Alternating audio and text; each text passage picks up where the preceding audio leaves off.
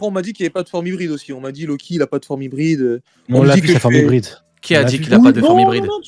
mais Sony, tu comprends pas. C'est pas la forme hybride qu'on a vue. C'était Roger C'est- que j'ai vu, c'est ça? Non, c'est pas ça. C'est en fait Loki, il était en forme dragon, il s'est retransformé en forme humain, et il était mi-dragon, mi-humain, et il a attrapé la tête d'Arag. Mi-dragon, mi-humain, oui, c'est ce qu'on appelle une forme hybride.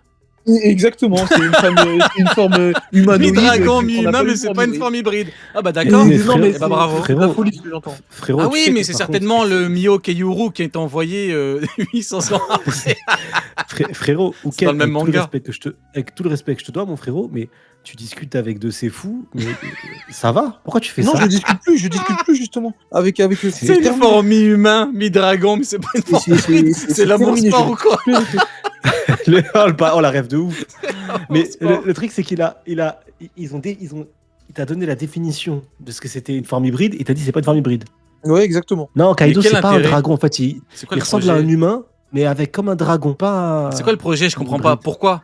C'est dans quel but de dire que mi-dragon, mi-humain, c'est pas une forme hybride? C'est quoi le projet En fait, du coup En fait, le but de dire ça, c'est d'essayer d'avoir raison et de penser que le combat continuera comme ça et que Loki n'a rien d'autre à sortir. Et voilà, en fait, ça n'a aucun sens de dire ça, mais c'est pas grave. D'accord, ok. Ouais, je sais pas. C'est lequel le plus fou entre Mihawk de 800 ans, qui est le vampire le plus vieux du monde, qui était envoyé 800 ans, bien évidemment, par Joy Boy avec Yoru. Et putain, aujourd'hui, on a vraiment des cas. Oh putain. Et là, forme mi-dragon, mi-humain, mais c'est pas une forme hybride. Super, ok, bon, bah écoutez, Ken, bah, bravo. Des fois, ça t'arrive pas, genre tu saignes du nez, tu saignes des oreilles, Non, Comme Imu. non, Comme Imu quand Imu débarque.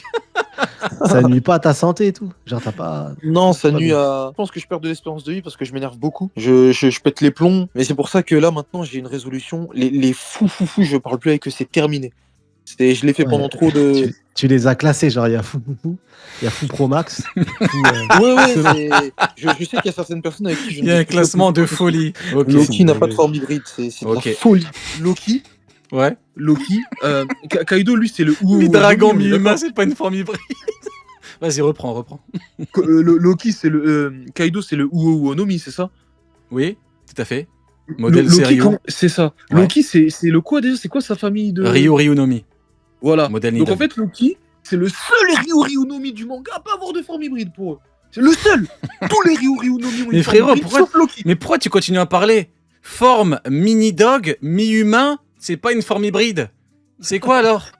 Je sais pas. Il a une forme mini-dog, mi-humain, mais c'est pas une forme hybride. Vas-y, Ok, allez, bon, bah écoutez, formidable, on est chez les fous. Bon, après, en vrai de vrai, en parlant de la puissance de Loki, faut pas oublier qu'en vrai, Loki, il est jeune. Hein. Loki, il est jeune. Tu sais, quand Imu, Ginny Dog, tu es de retour, faut pas oublier que c'est un petit peu comme Luffy. Hein. Luffy, Joy Boy, Nika, il y a encore de la marge. Il y a de la marge de progression, il peut devenir beaucoup plus fort. Donc reste à voir à quel point il peut devenir encore plus fort. Mais concrètement, ce qui est terrifiant, il faut le dire, c'est qu'il est très jeune. Il est très jeune, donc a priori, il a évidemment pas le niveau, normalement en tout cas, du dieu de la guerre de l'époque qui combattait Nika. Mais t'imagines à quel point il peut évoluer. Et tu prends n'importe quel exemple. Tu prends Zoro, allez tiens, il est sous mes yeux, il a l'écran. Zoro, à Onigashima, il a grandement évolué pendant le combat. Qui nous dit que Loki ne peut pas évoluer pendant le combat là? Évidemment qu'il peut évoluer. Il est pas plus de 50 ans, Loki, il a même pas 40 ans, là, il est très jeune, il a quoi? 21 ans, il a 21 ans. Ouais, c'est terrifiant. Bah écoutez, on verra ce que ça donne. Oui, vas-y. D'ailleurs, juste un truc, hein. Parce que je vois dans le chat, je n'ai jamais dit que Loki prenait 10 Kaido. J'ai jamais dit ça. Hein. Je sais même pas, même Imu, je pense pas qu'il puisse prendre 10 Kaido. C'est parce que t'as dit 10 fois plus fort en hybride. Et en Oui, base, c'est pour ça ouais, il fallait peut-être nuancer en vrai. Ouais, mais j'ai expliqué que quand je dis 10 fois plus fort, c'est pour montrer que il était beaucoup plus fort. Et après, j'ai donné l'exemple. J'ai dit, par exemple, Loki avec son maillet et Loki avec le Ragnir. Pour moi, il n'y a pas forcément de grande différence au moment où il obtient le Ragnir. Contre Harald, ça serait chaud. Et après, dès qu'il passe en forme hybride, il le massacre. C'est ça quand je dis 10 fois plus fort. Je l'ai dit en plus tout à l'heure. Maintenant, parlons... Oh là là, mais putain, mais vous voyez, quand je parlais de la polyvalence d'Imu, mais n'importe quoi. Théma, Oda, comment il te montre à quel point le marteau est proche d'Imu. Là, c'est très intéressant, parce qu'on a une petite bulle avec un point d'exclamation au niveau de Imu.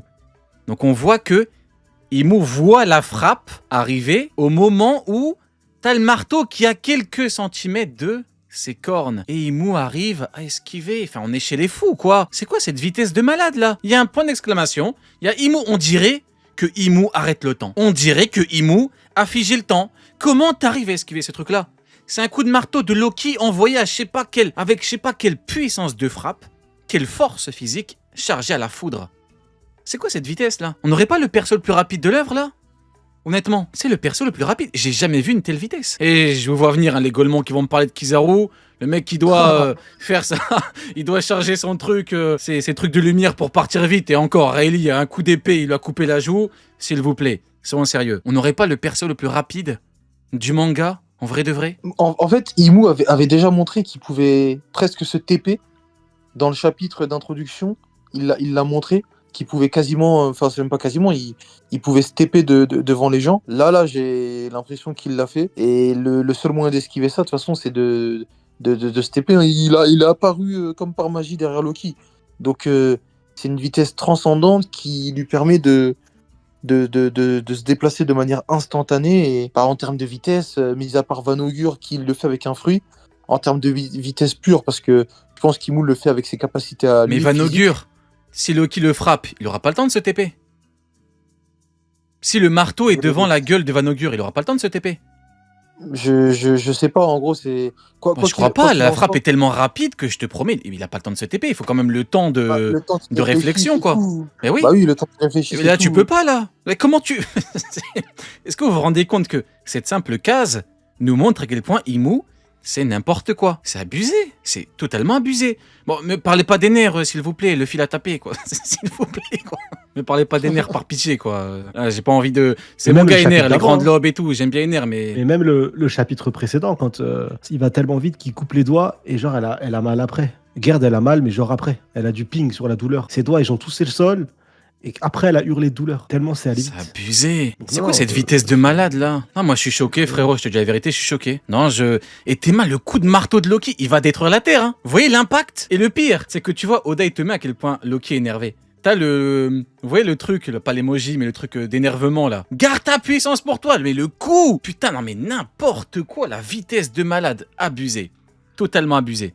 Du coup, après, nous avons Imu qui plaît totalement, qui nous dit un petit peu que je nomme Domination, laisse-moi t'accorder la puissance des dieux, deviens surhumain. Et bien évidemment, nous avons Loki qui lui dit non. Très important, mot de Imu qui dit la Domination divine, c'est ça ton pouvoir? Non, enfin, ça c'est Loki qui dit la Domination divine, c'est ton pouvoir. Et Imu qui dit j'y vois plutôt un pacte démoniaque. Et ouais, Loki, il est à bout de souffle. Hein. Je sais pas si je peux afficher l'écran. Il est essoufflé. Hein. Putain, on dirait... Ouais, c'est abusé, les mecs. C'est abusé. Imu, c'est absolument n'importe quoi. Alors, elle est où l'image? Ok, elle est là. Du coup, nous avons Loki qui est très très essoufflé et qui parle avec... En vrai, heureusement que Imu parle. Hein. Ça lui permet de reprendre un petit peu son souffle. Et après, t'as Imu qui dit « Quelle différence y a-t-il entre un dieu et un démon ?» Et malheureusement, après, c'est coupé. Tout est une question de pacte et de puissance démoniaque. Hein. Comme prévu, évidemment, le potentiel d'Imu est infini. Oda peut tout lui donner. C'est terrifiant. Et en plus de la vitesse de zinzin que Imu a et de sa polyvalence, Imu peut pactiser. Imu donne de l'omen à des gens. Imu booste des gens. T'en avais parlé au Ken à juste titre. Summers qui avait décollé comme une putain de fusée. C'est quoi ce personnage-là? Un antagoniste final. T'as quelques mots à dire au Ken par rapport aux propos de Imu qui nous parle de puissance des dieux, deviens surhumain. Tu sais, en mode rejoins-moi, fais comme ton père. Rejoins-moi, je te donnerai plus de force. Eh ben oui. Mais plus par rapport à Loki, je vais pas trop rentrer dans les détails par rapport à ce que Imu veut dire et tout, même par rapport à Joyboy et tout. En fait, là, moi, j'ai l'impression qu'Imu, pour lui, il est pas en train d'affronter Nidog. Il est en train d'affronter Loki. Il a pas... Parce que Nidog, c'est censé aussi être un dieu dans One Piece, et là, il considère pas Loki comme un dieu, là, actuellement. Il le considère comme un humain, comme un mec qui a tué son père et tout. Il le considère comme un obstacle, mais il le considère réellement comme Nidog à la fin du chapitre. Tout comme il a considéré Xebec comme comment on appelle ça, comme David Jones, mais enfin, il l'a pas considéré comme David Jones. Il l'a pris pour David Jones, ensuite il a vu que c'était pas David Jones, parce qu'il a dit, ouais, jamais personne de comme eux ne reviendra, mais il n'a pas encore pris conscience de qui il affrontait réellement là pendant le combat. Exactement. T'es du même avis, Sonny? Pour toi, on est un peu Pour en moi, phase c'est de différent. recrutement, en vrai, on dirait. Pour moi, c'est différent. Moi, j'ai l'impression, par rapport à ce qu'a dit Uken à la fin, le sentiment, c'est le sentiment que j'avais déjà à l'époque quand il parlait de Nika et de Need Dog. Moi, j'ai vraiment l'impression que sur les Zohan, il y a des informations qu'on n'a pas encore. On sait que du coup, ils ont un libre arbitre, mais ils parlent d'eux comme si c'était vraiment Need Dog qui l'avait affronté à l'époque. Tu vois, c'est pas comme si c'était une personnalité à part, un Loki qui a une... Non, comme si c'était vraiment Need Dog qui prenait du coup vie en face de lui. Et je pense que ça, c'est lié au fruit du démon. Au fait qu'il faut pas oublier, mais le fruit du démon, même en trad officiel de Imu, ça s'appelle fruit du démon. Et je t'avais envoyé une page sur le Discord. Je sais pas si tu l'as, Rio, dans notre discussion là, sur, Je vais regarder. dans notre fil Discord. Je sais pas si tu le vois sur Oui. les 2 derniers que je t'avais envoyés. Oui, oui. Si tu peux mettre une des images. Avec s'il te Ener plaît. Ouais, c'est ça. Ah bah, en parlant des nerfs, hop, évidemment que je peux la montrer. Ouais, elle est là. S'il te plaît, frérot. Comme ça, j'explicite mon propos. Ah, elle est là. Mais non, j'ai pas disparu les refs. C'est parce que du coup, quand Touken parle, j'écoute les frérots. Ce qu'on appelle. C'est les gens veulent que tu respect, coupes les frérots. Ken et que tu De dises ouf. Ça s'appelle le arrête de respect, les raconter refs. de la merde. Il parle, après je rectifie. si On est je civilisés, rectifie on est mon point de entre vue ou quoi. gentlemen, les mecs.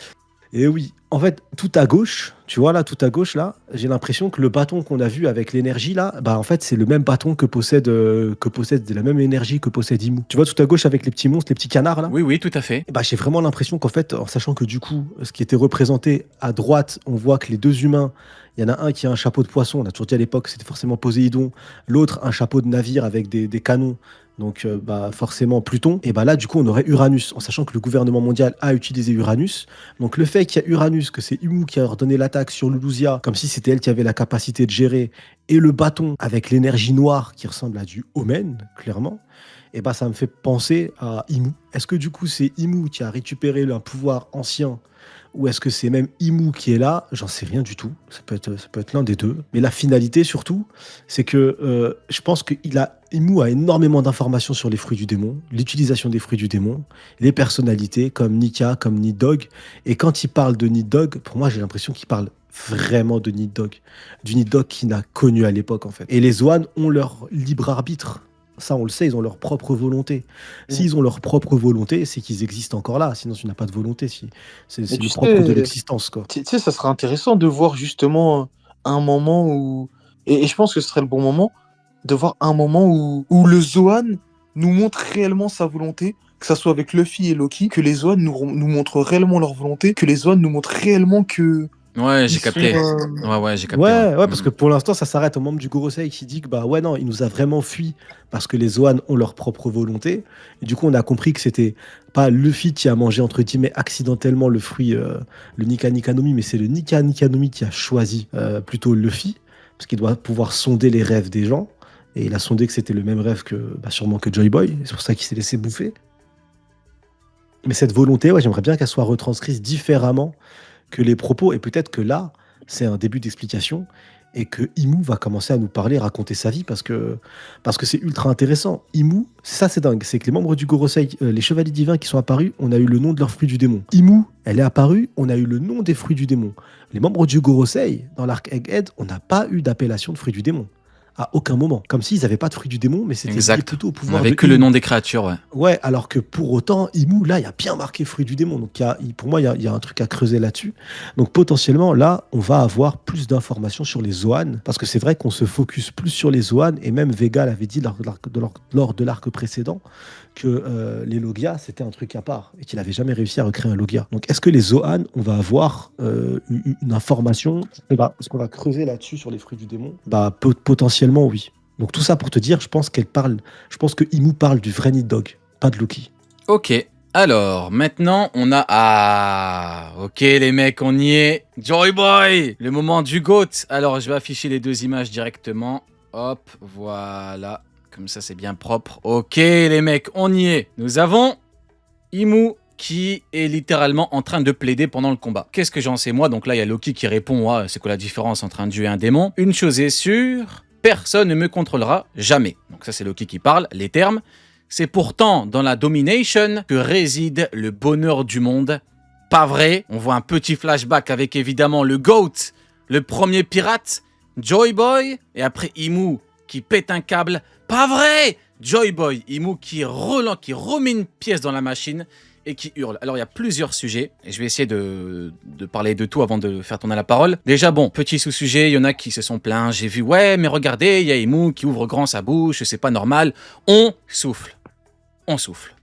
On n'en peut plus. Les avis de merde, on n'en peut plus. Imu n'a pas le droit de crier. C'est interdit. C'est interdit.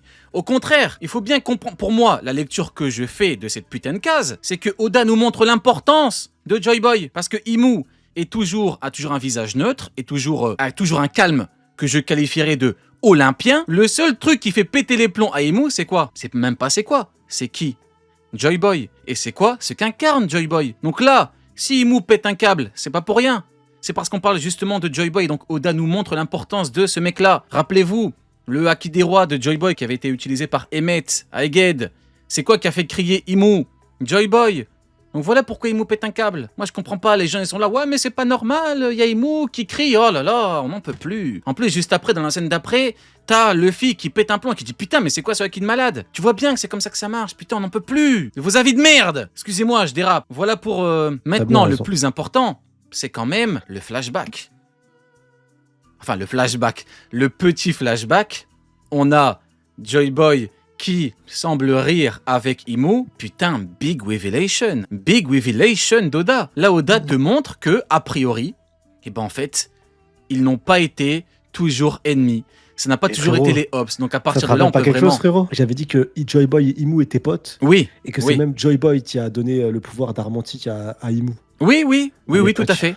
Tout à fait. C'est très très vieux. Garde ça pour ton monologue. Je sais que t'as envie de débiter. Je sais, t'inquiète pas. Tu vas pouvoir débiter, t'es le prochain, t'inquiète pas. Du coup, à partir de là, on a plusieurs théories envisageables. Vous voyez, quand il y avait Imu qui était venu dans le chapitre 1180 avec son vrai chara-design complet, il y avait eu des têtes de mort. Et pour moi, j'avais dit que ça symbolisait peut-être le fait que Imu était à l'époque un pirate. Bon, plusieurs avaient été de cet avis, etc.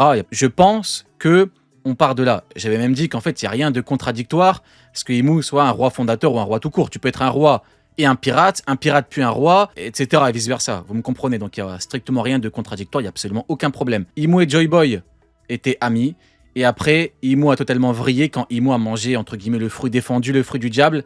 Imu a été comme possédé, et on voit l'impact des mots de Imu qui parle de pacte, et c'est là où c'est totalement paradoxal, entre guillemets. Imu a pactisé lui-même avec le démon des fruits du démon, le démon du fruit du démon, et voilà comment Imu a vrillé. Après, tu as eu la guerre idéologique, la liberté, quitte à ce que certains déconnent, ne pas mettre tout le monde dans le même panier, et dominer le monde. Voilà.